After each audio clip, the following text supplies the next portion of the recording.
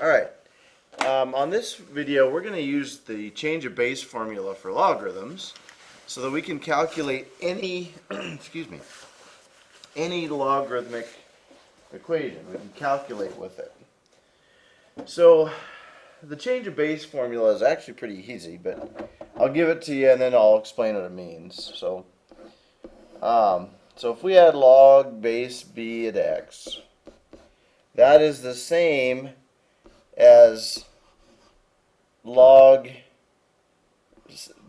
at another base of x divided by log of that other base at b. So what this allows us to do is use base 10, the common logarithm, and the natural logarithm for any logarithmic equation, or expression. So let's say we had, let's try one we know. So let's say we had log base 2 of 8. Okay? Well, if you watch some of my previous videos or you understand this, we know that that is 2, if we wrote that as an exponent, that'd be 2 to the x equals 8. Because you go 2 to the x equals 8. Okay? Now this isn't the change of base formula. This is kind of how we were doing it before, when you first initially started working with logarithms.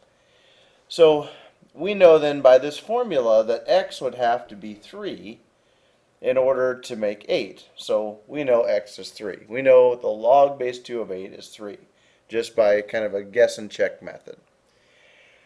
So let's apply the change of base formula.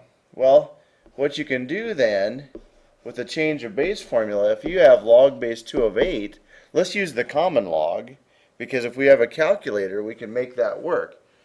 So that would be the same as the common log of 8 divided by the common log of 2.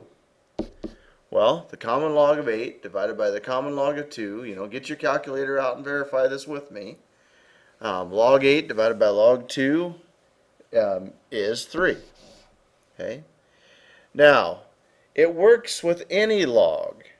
So we could use the natural log, which is also on your calculator. So common log 2 of 8 would also be, log base 2 of 8 would also be the natural log of 8 divided by the natural log of 2. Well, natural log of 8 divided by natural log of 2, again, is 3. So that's essentially how the change of base formula works. That's it. Hopefully not real difficult. Could be, and maybe you don't quite get it yet. That's not a problem. Let's take a look at it. So give it a shot. I mean, you're going to make mistakes. That's the beauty of math, is you learn from your mistakes all the time. I'm constantly learning from my mistakes. So let's say we had something that doesn't come out nice. So let's say we had log base, 7, that'll be a really ugly number, of 500. Well, let's just do 500. Log base 7 of 500. Okay? So let's give this a shot and see what we can do.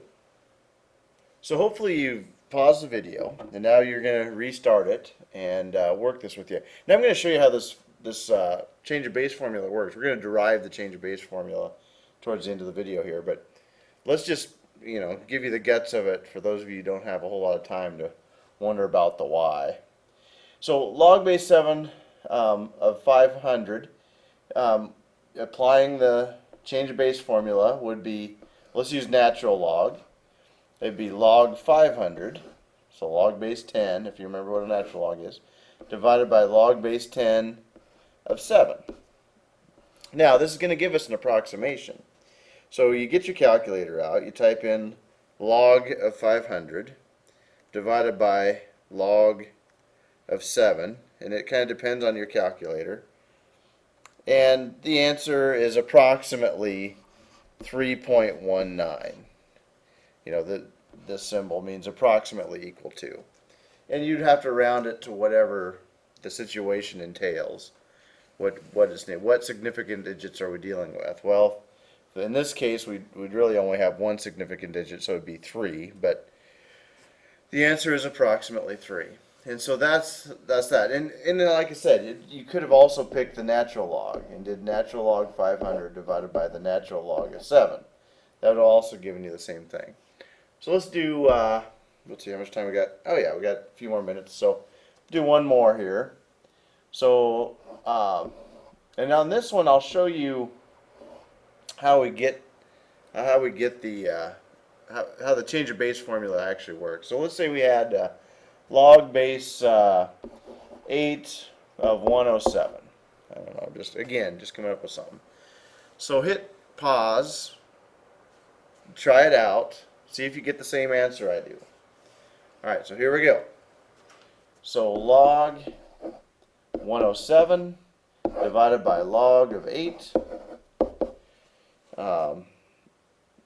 So log 107,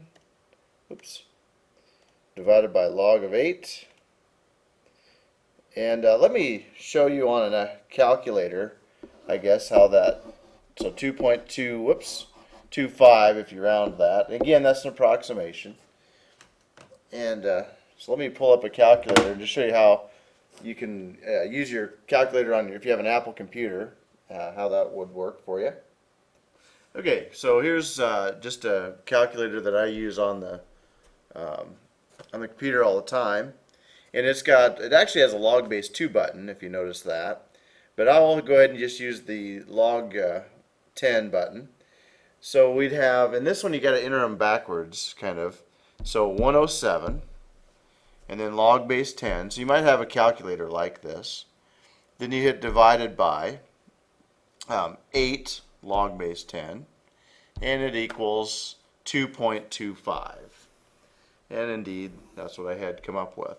It would have worked the same with natural log. So let's just try it with natural log. So, whoops, I got to start over here. Hit the wrong thing.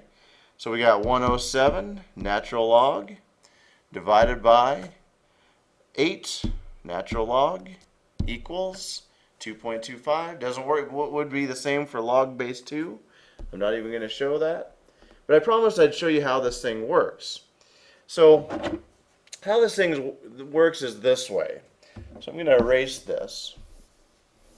You wouldn't need to know the change of base formula. You'd only need to know that third property. If you looked at some of my other videos, the kind of the exponent property, yep, hopefully I spelled it. But that third property is all we need. So first thing you do is convert this, set this to x, and convert it to an exponent. So that'd be 8 to the x equals 107. So at this point, you've done that many times, hopefully. Then, if you're solving for x, you want to get this x out front. So what you do is you could either take the log of both sides or the natural log of both sides. I'm going to do the natural log. So the natural log of 8 to the x, and whatever you do to the left, you have to do to the right. And what's cool about that is the third property of logarithms is when you have an exponent with a logarithm, it pops out front. So really you have x natural log of 8 equals the natural log of 107. And so then you can go ahead, divide these, and so x is equal to the natural log of 107 divided by the natural log of 8. So it becomes kind of a 8th grade algebra problem in this complex arena. So that's how, you don't need the change of base formula. You could derive that from the third property in logarithms. Now, the last thing I want to show you before this video ends is how to graph these in technology. So graph any base in technology. Now, some calculators are getting better, and you could probably go online and find some sort of calculator that will graph any log base 2. Maybe Wolfram Alpha does it. Who knows? I haven't messed with Wolfram for a while, but so let's say you had log base 2 of 18. I don't know, I'm just making something up. And we wanted to, and actually that was, let's do it this way. Let's say it's log base 2 instead of 18, let's call it x. Let's make it a function. I was going to give you another example. I want to graph this thing next. I kind of lost my train of thought, sorry. So we have this function in base 2. Okay, and there's probably tricks to in all the technology programs to make this work, but Doesn't matter what technology you have, whether it's a TI-83 or a GeoGebra or anything. I'm going to show you in GeoGebra. One way to make this graph every time is use the change of base formula. So I could rewrite this function as f at x equals natural log of x over the natural log of 2. So you could plug that in. There's always natural log in a calculator or a GeoGebra, but I'm going to use one that's even a step better and is always there is natural log. So that was common log before. Now we'll use the natural log. So this function here is log base 2 to the x can be plugged into the graphing calculator in this way. And so we'll pull up GeoGebra and enter that. And so we'd have f at x equals, and I've forgotten my function here. It's natural log x divided by natural log 2, so ln x divided by ln 2. Hit enter. There's the function, there's the graph. I'll zoom out a little bit so you can take a look at it. And that's how you can plug that into GeoGebra. So there's kind of how you can use the change of base formula in a bunch of situations to help you out. I use it quite often for a lot of different things. So hope this helps you. Best of luck with using the change of base formula, and see you next time.